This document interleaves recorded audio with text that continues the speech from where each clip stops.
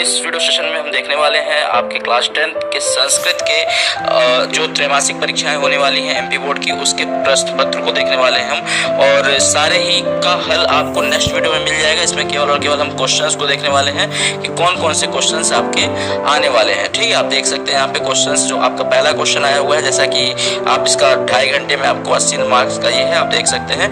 ठीक है, तो पहला क्वेश्चन आपसे जो पूछा गया था वो है कि यहाँ पे उचित विकल्प का चयन आपको करना है। उचितम विकल्पम चित्वा लिखता, मतलब इसको उचित विकल्पों का चयन करना है। पहला आपका लिखा हुआ है हिम धन आलय इतस्य पदस्य संधि अस्ति, मतलब हिम धन आलय का क्या पदस्य संधि, मतलब पद संधि क्या है, इसको एक पद में बनाना है। ठीक है, तो आप सभी इसका आंसर जानते होंगे या फिर नहीं जानते होंगे तो अगले वीडियो में आपको बता दिया जाएगा, उसको जरूर देखिएगा। उसका लिखा हुआ है सर्वोदय इतस्य पदम संधि विच्छेद अस्ति, सर्वोदय पद का संधि विच्छेद क्या है ये आपको बताना है। पितुगृहम इतस्य पदम संधि अस्ति, मतलब पितुगृह में कौन सा, मतलब इसका जो है संधि क्या होगी या फिर पद संधि इसके क्या है। ठीक है, इसको पद में बनाया जाए तो क्या इसका बनकर के आएगा, ये पूछा गया है।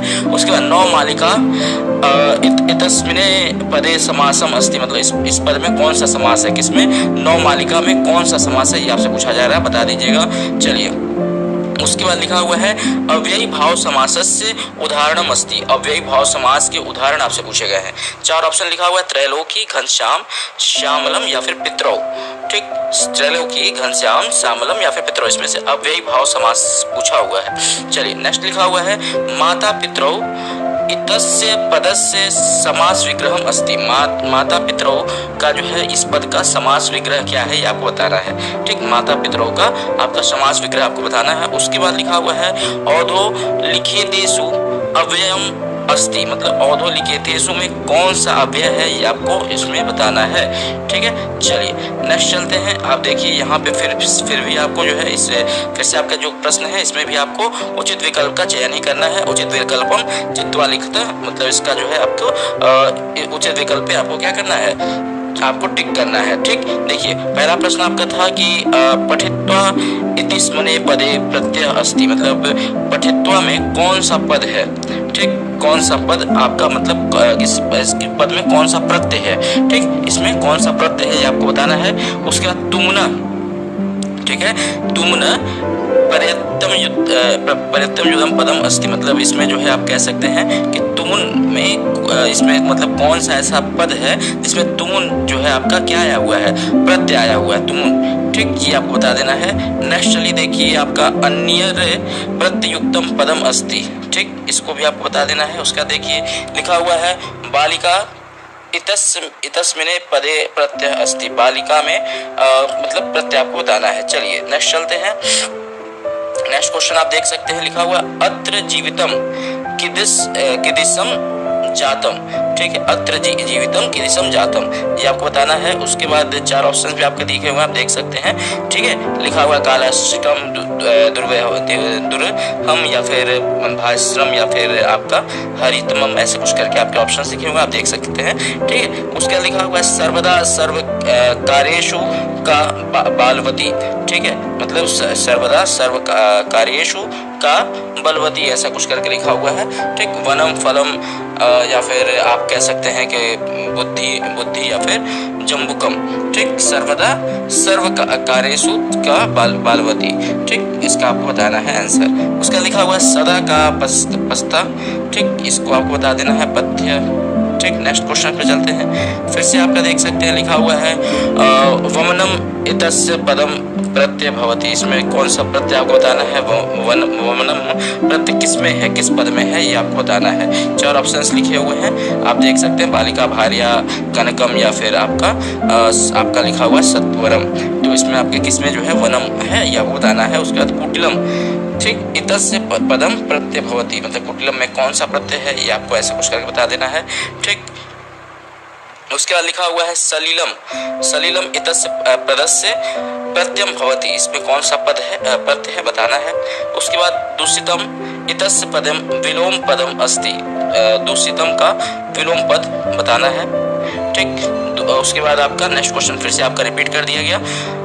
लिखा हुआ है दान वाय इतस्य पदम विलोम पद अस्ति, दान वाय का विलोम। ठीक, बुद्धिमती भार्या आन्यो पदो विशेषण पदम अस्ति, बुद्धिमती भार्या में, बुद्धिमती पत्नी में कौन सा आपका, बुद्धिमान पत्नी में कौन सा आपका जो है विशेषण है, ये आपको बताना है। उसके बाद फिर आप जाते हैं नेक्स्ट क्वेश्चन पे, ये भी आपके ऑब्जेक्टिव टाइप के लिखा हुआ है। बालक, बालक शब्द द्वितीय द्विवचनम रूपम अस्ति, द्वितीय द्विवचन रूप क्या है बालक का, यह बताना है। ठीक है, 4 ऑप्शन है, बालिका, बालकम, बालकौ या फिर बालका नाम। उसके बाद फलेन इत्यस्मिने पदे वचनम अस्ति, फलेन में कौन सा जो है वचन है, एक वचन, दो वचन, कौन सा है बहुवचन या फिर मृदु वचन, कौन सा है आपको बताना है। ठीक, उसका पूछा हुआ लता शब्द से पंचमी द्विवचनम रूपम अस्ति, लता शब्द का पंचमी द्विवचन रूप बताना है। उसके बाद पूछा हुआ है कि पठित संति, पठी संति इतस्मिने पदे लकार अस्ति, पठस्यन्ति का लकार पूछा हुआ है। उसके बाद हसति इतस्मिने पदम वचनम अस्ति, हस्ती में कौन सा वचन है।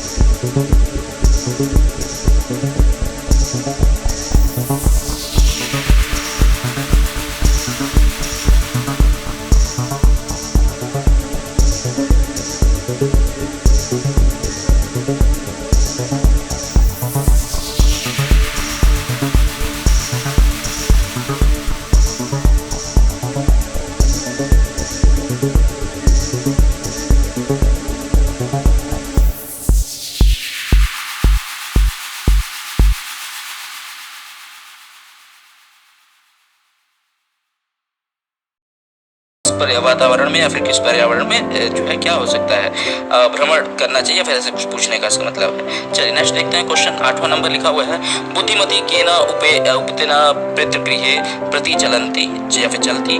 ठीक है, उसके बाद आपको इसमें से एक और आपको लिखा हुआ है, मातु अधिका कृपा कस्मिन् भवति, मातु अधिका कृपा कस्मिन् भवति। उसके बाद कितया बलेन व्यायाम कर्तव्य। ठीक है, उसके बाद कवि कुत्र संचरणम कुतस्मिन्नम इच्छन्ति, ऐसा कुछ करके है। ठीक, उसके बाद देखिए आपका लिखा हुआ है, कस्य विरुद्धमपि भोजनम परिपश्य, या फिर कवि कर्मृत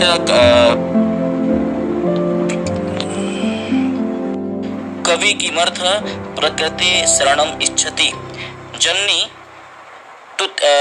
तुय वात्सलम पठे कयो संवदा विदते, जरा कस्य शंकाय साहस न समाधिरोधति। ऐसा कुछ आपसे क्वेश्चंस पूछ रहा है, आप देख लीजिएगा इसको। ठीक है, उसका लिखा हुआ है, वाग्रम दुष्टवा धूर्त श्रृंगालम आदवत।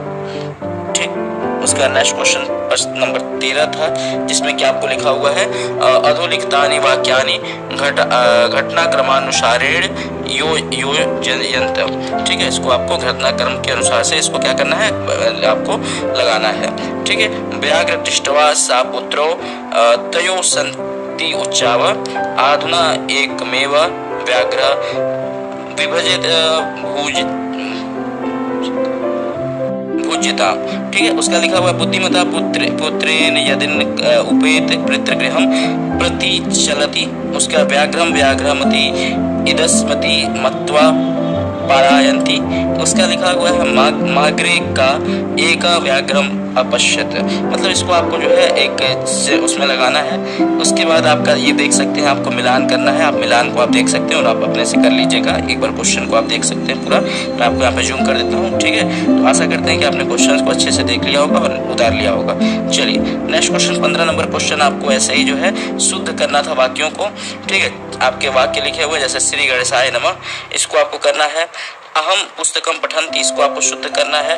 बालकम फलम खादन्ति, इसको शुद्ध करना है। वृक्षस्य पत्रम पतति, इसको आपको शुद्ध करना है, ठीक। उसके बाद इसको जो है आपको अधोलिखित गद्याम अस्माकं पठित प्रश्नावनम, उसके बाद उत्तराणि संस्कृत भाष्यम लिखत, जो आपके ये हैं गद्य लिखे हुए यहाँ पे, उसको देख करके अपने पाठ्य पुस्तक से आपको उत्तर लिखना है। जैसे प्रश्न आपके यहाँ पे एक गद्य लिखा हुआ है, इसमें आपको 3 प्रश्न पूछा हुआ है। गमस नाम किम अस्ति, या फिर तत्र राजसिंह नाम का ऐसे कुछ करके आपको, ठीक है, वसति समा, ठीक। उसके बाद बुद्धिमती पुत्र योपेत कुत्र चलति, ऐसा कुछ, या फिर इसमें से आपको अथवा करके एक और आपका क्वेश्चन लिख दिया था, ये क्वेश्चन आप देख सकते हैं, ठीक है। आप कैसे ऐसे करके दोस्तों फिर यहाँ पे आपको देख सकते हैं, ये आपका कुछ जो है आपका यहाँ पे आपको लिखा हुआ है अधोलिखित परिणाम अर्थम की अर्थ लिखना था आपको, किसका कौन सा अर्थ है, ऐसा कुछ आपको बताना था, ठीक। तो ये आपके दोस्तों कुछ पेपर्स थे जो आपके आने वाले हैं, आप देख सकते हैं। ये आपका 22वां नंबर क्वेश्चन है और ये आपका आखिरी का 23वां नंबर क्वेश्चन भी मैं आपको दिखा देता हूँ। लिखा हुआ है अधोलिखित विषयाम स्वीकृत, आप अपने हिसाब से मतलब इस जो विषय है उस सब पे जो है 120 शब्द में कुछ ना कुछ लिखना है, जैसे व्यायाम में, ठीक है, व्यायाम पे या फिर संस्कृत भाषा के महत्व पे, उसके बाद पर्यावरण पे, या फिर महाकवि कालिदास, इन चारों में से किसी एक पे आपको 120 शब्दों में आपको लिखना है, ठीक। तो ये आपके दोस्तों पेपर है और आप इसको अच्छे से देख लिए होंगे।